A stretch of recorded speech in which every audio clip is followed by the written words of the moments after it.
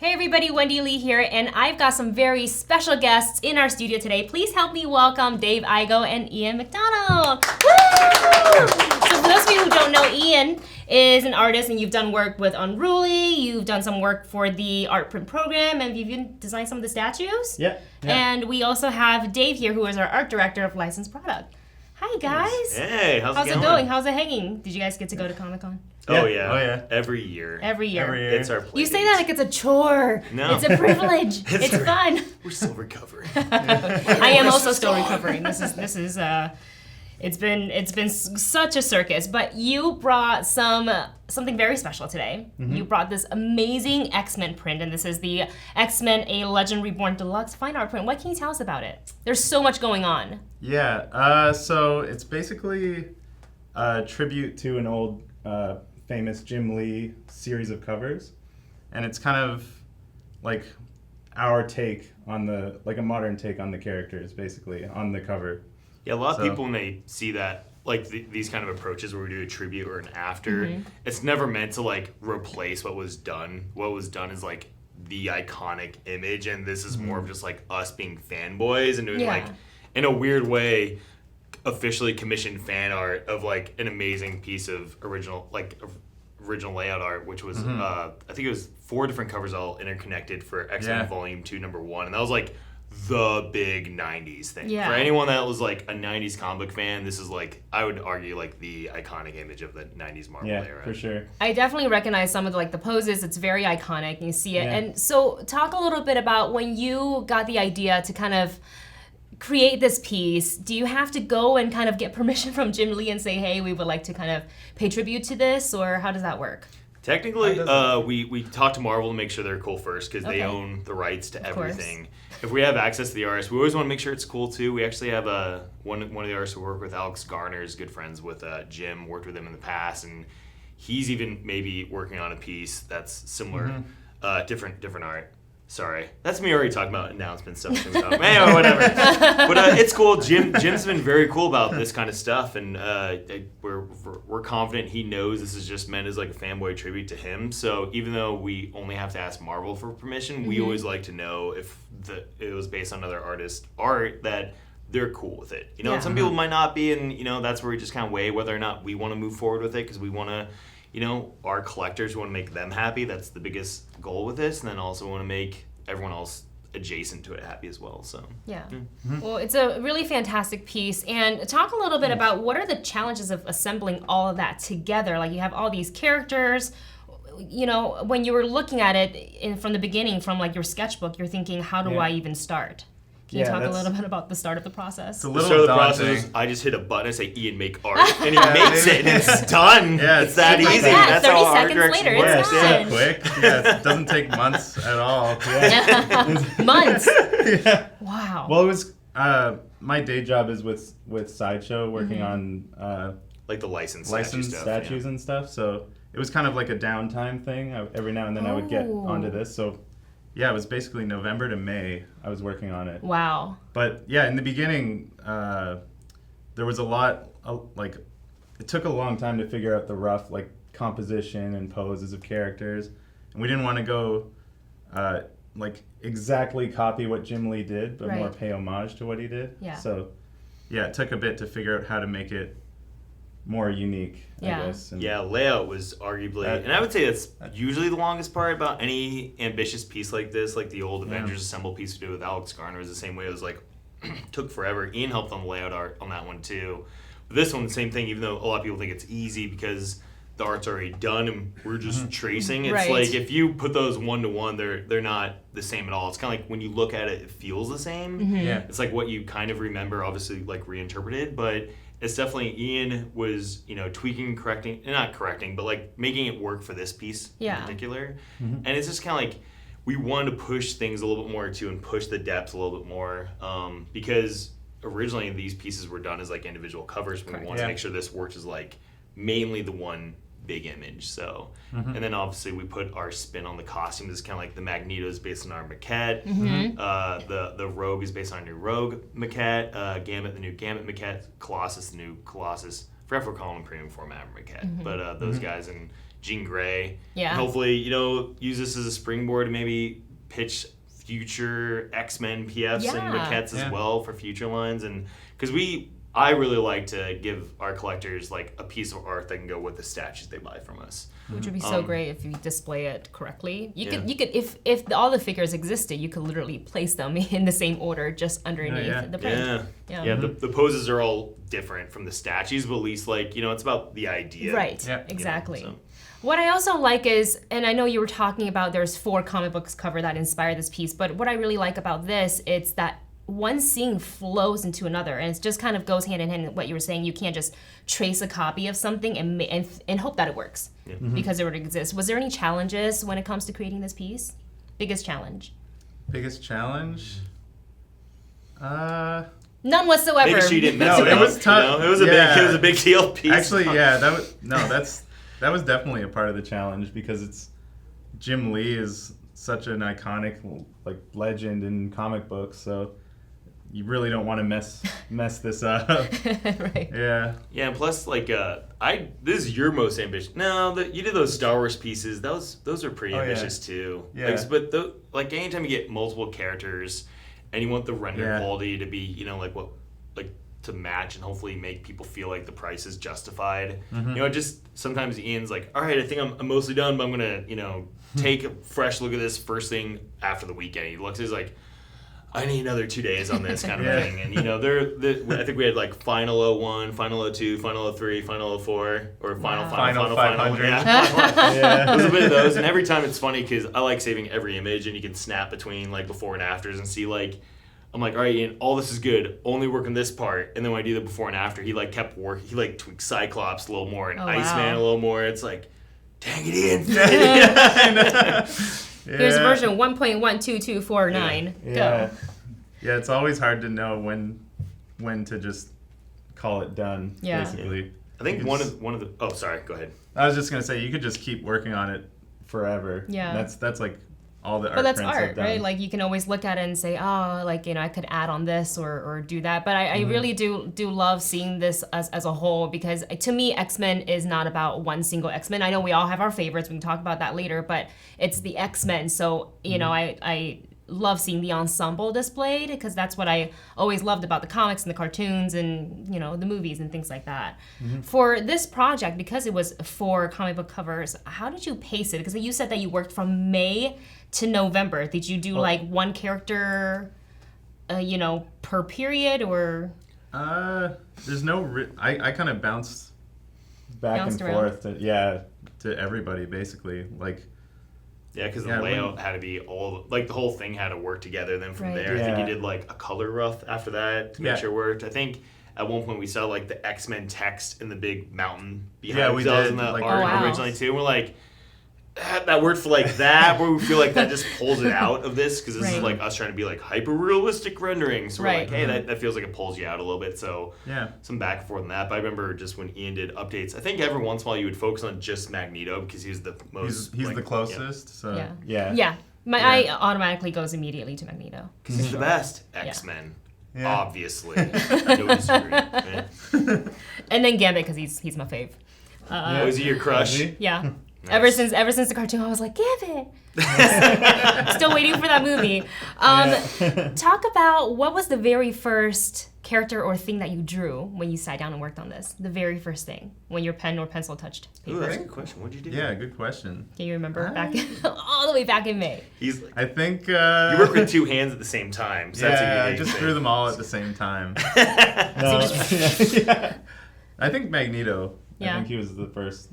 Focal point. Yeah. And just kind of everything from there. I wasn't there looking over your shoulder, ghosting you. This is how you draw. Just Dave, work! Work! Today, Wolverine! Through Skype. I'm like, Ian, do you have time for a share screen? He's like, sure, he does share screen. I'm like, get back to work! Why are you share screening with me? Stop looking and draw. He's the worst to work with. I don't even like him. Hey, thanks. Oh my gosh.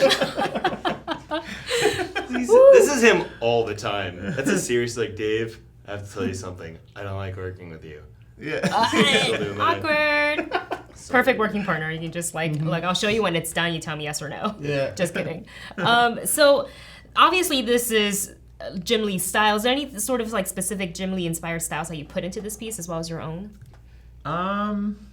I'd say like I went through a few renditions of Magneto trying to get him like, at first he was a little more, I guess, like he wasn't as buff, like as muscular. Right. And then like referring back to the Jim Lee take on him, like he's just so stylized and beef, like his chest is puffed out a lot, and that like we definitely went through a couple revisions there, but yeah, looking at Jim Lee's stuff informed some of the anatomy choices in the piece. Yeah. And the poses too, like that storm pose was like, we really want to, like, you know, I think Colossus was one of the bigger pose changes because we want to just kind of like really pull the camera down to be looking up to make him feel a little bit bigger. Yeah. Wolverine was one where we really want him like leaping off the page. Cyclops, I always love that original Cyclops, but Ian I think just took all those and just like try to push him a little bit more, make him a little more dynamic. And again, it's always weird saying that because it's never like an intention of like, we're going to make it better. It's always like, we want to keep his and make this like our fan art to that. So. Yeah, it's definitely like what you said. It's definitely an homage to him and his work, but you definitely have your own, you know, your own personal flavor in there. When you were creating this, when you're thinking about the poses, do you kind of just look at the comic covers and just kind of try your best to, you know, I don't want to say replicate, but to be inspired by that, or did you have a specific pose in mind when you're like, we were talking about Storm and Colossus, so talk a little bit about the posing of the characters. Yeah, I guess we actually had a version in the beginning where Gambit and Psylocke and Colossus were all very similar to the original Jim Lee one, and I think it was you that said like we should break out of that and like try something different. And in the original, Gambit doesn't have, like, he's not throwing the cards, that kind of thing. I thought maybe that could be cool to add a little bit more depth to the piece. And thank you for adding that. I love that. And that's what we're doing with like the maquette, like the Gambit statue we're making too. So we want to find like a good blend between the two. And hopefully, again, something when you look at this, it feels like obviously it's recognizable, like what the source material is. But if you put them side by side, they're still very much their own pieces. Yeah. So because we could have like stayed very true to like Jim's original cover, but we feel like that wouldn't be doing a service. It's kind of like when you hear a cover song, it's kind of like almost the same, and you're like, just make it your own. And I think that's a cooler tribute than trying to like just make it feel like it's direct competition in a weird way, because you're trying to replicate it so close. And if Jim Lee was here on the set right now and he's looking at this artwork with you, what would you want him to say? I love it. Yeah. Start weeping. I love this. I would probably hug him on accident. I'd probably get yelled at for just running up wanting to hug him. Yeah. He's such a huge inspiration. I feel like he'd be used to it. I feel like that's the general fan reaction of like, oh my gosh, or like not knowing what to do and just be completely frozen. Just basically.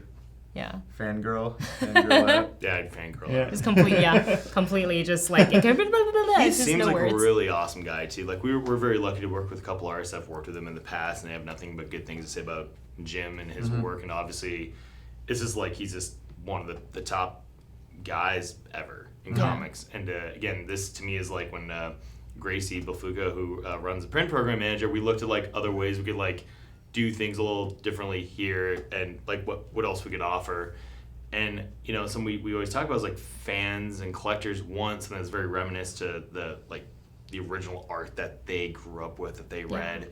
And so we just talked about like other people have done this. Alex Ross has done homage and after pieces before. It's like, why don't we do this? Let's go through, pick some awesome pieces of art, and then just put like a Sideshow twist on it. And yeah.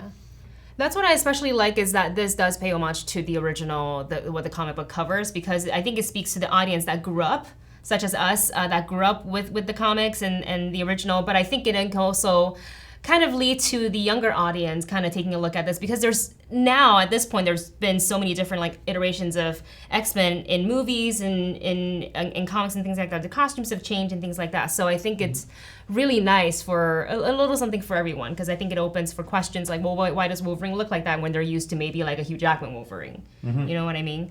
So I think that's lovely. Were you a 90s kid? Like, did you watch the 90s X-Men cartoons? We can't hum the song because I heard that they get it. Hiya, yep, we get a hiya about that. So, but yeah, that was actually my phone ringtone for the longest time. That played in the back of my head every time Ian sent an update. He was like, here's an update, guys. I was like, I listened to it a couple times when I was painting it too. Bring it back. Yeah. Bring it back. I will watch it. Put it on one of those. The only thing that weirds me out, because I always go back to like the 90s cartoon, is like one of my biggest inspirations was how they like the actual 90s Jim Lee Wolverine, the original one was the brown and tan costume, and then for the cartoon they made it the yellow and blue. Yep. And that always like weirded me out, because in my head I'm like, we made Wolverine have the wrong costume. I'm like, no, we didn't. No, that you was didn't. The cover. It's like so weird. Yeah. We should make a variant. Just shove that one in there. Just change Wolverine. Hey, look how ideas can spawn. But with that said, since we just kind of walked down the road of nostalgia, do you guys have a favorite mutant? Wolverine. Yeah? Yeah, definitely. Really? Yeah. Because he's Canadian? Yeah, actually. Cheating. No, yeah. You can't say that. That's part of it. He's one of the few Canadian. Straight up. That was why. Come on. Yeah. What? You're like, oh no, Puck. You know, Puck was on the X-Men for probably like a day. Oh my god. Right? Sasquatch. Yeah. Is he Canadian? Yeah. Do you have a favorite X-Men? Magneto, and I know he's not like he is an X-Men to me. Like he was a villain originally, and the X-Men canon changes depending on like what you watch. I love the X-Men movies because it's kind of like loose canon throughout. Correct. Michael Fassbender Magneto is like my favorite thing ever. But Magneto, just because he's like not a true villain, but like you really relate to like why he became what he was. Like was, in like, his a eyes, he Jewish definitely wouldn't be a mutant raised villain. during World War II in Germany. It's like wow, you can't get like crazier than that of like a guy that's angry at the world. Yeah. And, I loved it too. I remember it was like after Astonishing X-Men that Joss Whedon wrote. It was that was a moment where like Cyclops became the true leader of the X-Men. Professor X was out of the picture. I forgot exactly why, but I remember Cyclops stood up and became the true leader. And it was later, I forgot if it was still Astonishing X-Men or soon after, but Magneto approached Cyclops, was like, you did what I couldn't do and you united the mutants, so you're now my leader. And that became like my favorite X-Men moment. I remember Adi Grant did this cover. That was a huge inspiration for like our Avengers print we did with him, where it's like them all standing there. It's a vertical piece, the camera looking up. It's like Cyclops, Emma, Kitty Pryde, Colossus. I remember Magneto floating up behind them with Storm, and I was like, that's so my favorite X-Men. That's a close second for me to this one. That after this one, like that to me is my next favorite piece of X-Men art. And it was cool that Magneto was able to step down, put his ego aside, and let someone like Cyclops take the torch. Yeah. So, yeah. Oh, I can talk X-Men all day. Oh, one more question I have for you guys. If you were to have a mutant power, what would yours be? Would it be? Probably Nightcrawler teleport. We talked about this at That's Comic Con. a good one. We had a huge discussion about this because I want flight. Because I like the idea of just like taking off, going. Someone's like, dude, you can just teleport. I'm like, I want to teleport into something. It's always like the most like even in the Dark Phoenix movie, Nightcrawler's like, I can't teleport in that spaceship. I want to like what's in that spaceship or whatever. It's just that's true. You would have to want to know beforehand. Yeah, and then there's all these. A wall or anything. That would suck. Like if you teleport a wall, you're dead. Flight, I mean. There's some hazards to that mutant power. Does it hurt? Like if it goes wrong, like whatever? Yeah, like one arm sticking out wrong. Yeah. What if someone's like something's not there, and as you're teleporting, like a person steps, and then you're just like bound to that person. That person, like, what if it's a person that sucks? Then you're stuck with that person who sucks.